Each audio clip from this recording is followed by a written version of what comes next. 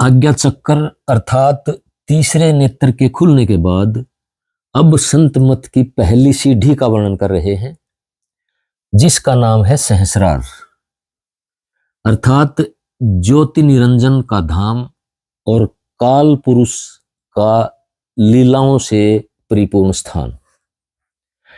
सहस्रार या सहस्रदल कमल का अर्थ है हजारों पंखुड़ियों वाला रंग बिरंगा कमल। जब आज्ञा चक्कर का कमल खुलता है तो इसकी चमक आरंभ में धुंधली होती है, परंतु ज्यों ज्यों अभ्यास की एकाग्रता बढ़ती जाती है तो यह बादलों के रंग जैसी सांवली, नीली, फिर सुनहरी और लालिमा जैसी होने लगती है। इसे देखते हुए साधक इसमें तन्मयता के साथ लीन होने लगता है। यहां पर साधक को इतना आनंद मिलता है जिसका वर्णन नहीं किया जा सकता। हृदय आनंद से भर जाता है, शरीर हल्का फुल्का हो जाता है और मस्ती का ठिकाना नहीं रहता है। वर्णन करने वालों ने तो इसी प्रकाश को कई सूर्य के प्रकाश के बराबर कहा है, क्योंकि यहां आकर वो मस्ती पैदा होती है जिसमें कुछ का कुछ कह दिया जाता है। यहाँ का विस्मयकारी प्रकाश देखकर और यहाँ का शब्द सुनकर साधक इसी प्राप्ति को अंतिम मंजिल मानकर संतुष्ट हो जाता है। लेकिन वह सचेत है और उसका सद्गुरु पूरे मार्ग का जानकार है, तो वह उसे यहाँ पर नहीं रुकने देगा और ऊपर की मंजिलों का अभ्यास कराएगा। अभ्यास में एक विशेष बात है कि यदि किसी स्थान पर अभ्यास रुक जाता है तो उस अवस्था को तोड़ने के लिए ज्यादा से ज्यादा स्मरण और सतगुरु में प्रेम ही एकमात्र सहारा है। प्रेम की धार में ऐसी ताकत है जिसके बिना अभ्यास की बारीकियों को जानना कठिन है। यह स्थान दुनिया के समस्त ज्ञान और दर्शन का आदि स्रोत है। सहस्रार में इतना अधिक प्रकाश खुल जाता है जिसके बारे में साधक कल्पना नहीं कर सकता है। हजारों दल का कमल खुल जाता है जिसमें भिन्न भिन्न रंग की पंखुड़ियां होती हैं। यह कमल तेजी से खुलता है और फिर एक बिंदु पर आकर सिमट जाता है। यह क्रम लगातार चलता रहता है। ज्यों ज्यों एकाग्रता बढ़ती जाती है, प्रकाश भी साथ साथ बढ़ता चला जाता है और साफ होता चला जाता है। आज्ञा चक्कर के प्रकाश को स्थिर करने के लिए यदि बीच में एकाग्रता टूट जाती थी तो प्रकाश लुप्त होने लगता था, लेकिन सहस्रार के स्थान पर यदि एक क्षण के लिए भी एकाग्रता मान लो टूट भी जाती है तो भी अगले क्षण प्रकाश फिर उमड़ कर आ जाता है।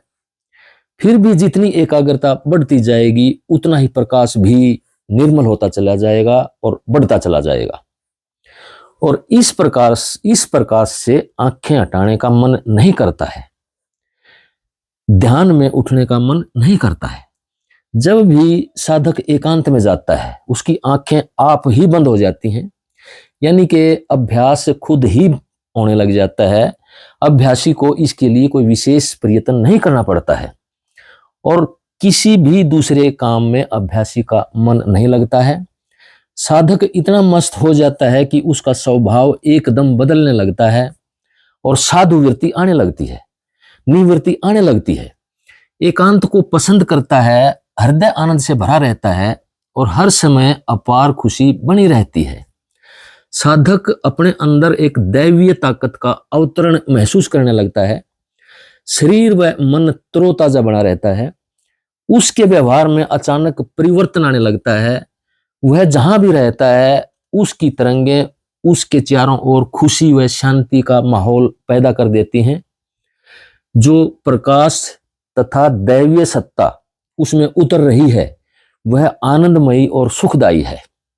सद्गुरु के प्रति जितना प्रेम बढ़ेगा प्रकाश भी उतना ही खिलता जाएगा। बगैर प्रेम के ये मंडल खोलना भी आसान नहीं है। प्रेम बिना इस मंडल को खोलने में अनथक प्रयास करना होगा। लगातार नाम का स्मरण व सतगुरु में प्रेम बढ़ने से यह स्थान स्वतः ही खुल जाता है। प्रेम में इतनी ताकत है जिसका सहज में अंदाजा नहीं लगाया जा सकता है। इसकी पहुंच पाताल से लेकर ऊंचे से ऊंचे लोक तक होती है। प्रेम भगवान व सदगुरु को भी झुकने पर मजबूर कर देता है। इसी प्रेमवश सदगुरु अपने प्यारे शिष्य के सामने अपना रूहानी रहस्य खोलने पर मजबूर हो जाता है और अपनी सारी पूंजी अपने प्यारे को सहज में ही लुटा देता है। प्रेमी अपने गुरु से कुछ नहीं कहता, लेकिन सदगुरु के सारे गुण प्रेमी के अंदर स्वयं ही खींच कर आने लगते हैं। वह प्रेम ही नहीं है जो अपने प्रीतम के गुण बिना कुछ कहे ना खींच सके। सतगुरु प्रेम का भंडार है, और यदि शिष्य के अंदर भी वही प्रेम का सागर हिलोरे मार रहा है, तो गुरु शिष्य का वह प्रेम सारे ब्रह्मांड को भी तर कर सकता है। उस समय ऐसी इतनी मस्ती आ जाती है। ऐसे प्रेम की अनूठी मिसाल राधा स्वामी पंथ के प्रवर्तक स्वामी जी महाराज और उनके गुरुमुख शिष्य राय बहादुर शालिग्राम जी महाराज की है। प्रेम की ऐसी दो धार जब मिलती हैं तो एक नया व दिव्य सर्जन होता है। प्रेम में दो का भाव समाप्त हो जाता है, गुरु और शिष्य का भेद समाप्त हो जाता है, और जब द्वैतवाद मिट जाता है तो फिर रुकावट का मतलब ही नहीं है। काल और महाकाल भी रास्ते से हट जाते हैं। संशय या भ्रम इस रास्ते का सबसे बड़ा दुश्मन है, जो चेतना की धार को एकाग्र नहीं होने देता है, सतगुरु और शिष्य की धार को मिलने नहीं देता है। इसलिए भक्ति बुद्धि या किसी निश्चित नियम में बांधने का विषय नहीं है। प्रेम सतगुरु को शिष्य पर सब कुछ न्योछावर करने के लिए मजबूर कर देता है। वह शिष्य ही नहीं, यदि वह सतगुरु की सारी रूहानी दौलत लूट नहीं लेता है। यदि सतगुरु अपने साथ कुछ बचा कर ले जाता है तो यह शिष्य की कमी है। यहां से घंटे की धुन उठ रही है। यह घंटा इस तरह से बजता है जैसे दूर किसी मंदिर या गिरजाघर में बज रहा हो, लेकिन आवाज बिल्कुल साफ व ऊंची होती है। इसकी टन टन की आवाज ऐसे नहीं होती है जैसे लगातार कोई घंटा बज रहा हो। दो बार लगातार टन टन होने के बाद फिर अक्षण के लिए रुकता है। फिर उसी तरह से दो बार टन टन की आवाज लगातार आवाज आती है, अर्थात एक बार टन टन की आवाज, फिर खाली, और फिर टन टन की आवाज। यह इस तरह से है, टन टन टन टन टन टन। जितना समय टन टन में लगता है उसके बाद उतना ही समय खाली रहता है, और फिर टन टन की आवाज। इस तरह क्रमशः इसी धुन की पुनरावृत्ति होती रहती है। यह लगातार बजती हुई घंटियों की आवाज नहीं है, बल्कि दूर से आती हुई घंटे की आवाज है। यह धुन बहुत ही साफ होती है और एकांत में बिना कान में बंद लगाए भी सुनती रहती है। यह धुन दाईं तरफ के कान से सुनती है। श्री अरविंद ने सावित्री में इस आवाज को बोटवेंग या टेम्पल गोंग या चर्च बेल अर्थात मंदिर या चर्च का घंटा कहकर पुकारा है। इस आवाज के खुलने को उन्होंने ब्रह्मांडी चेतना के खुलने का प्रतीक कहा है, indication of opening of cosmic consciousness. इसी सत्र की चेतना के साथ उन्होंने ऊर्ध्व मन अर्थात ओवर माइंड, विश्व मन अर्थात यूनिवर्सल माइंड व आध्यात्मिक शक्ति की समता दर्शाई है।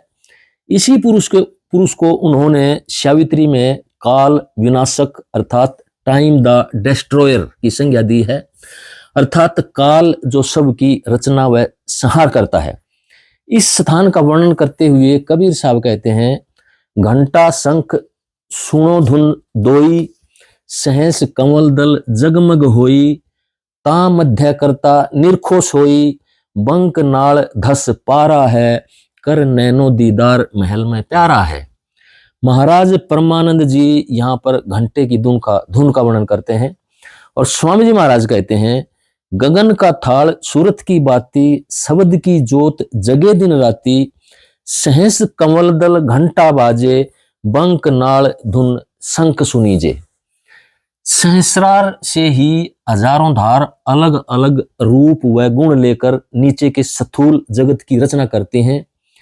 यही हजार धार आज्ञा चक्कर पर आकर लाखों धार बन जाती हैं, जिससे लाखों योनियों का जन्म होता है।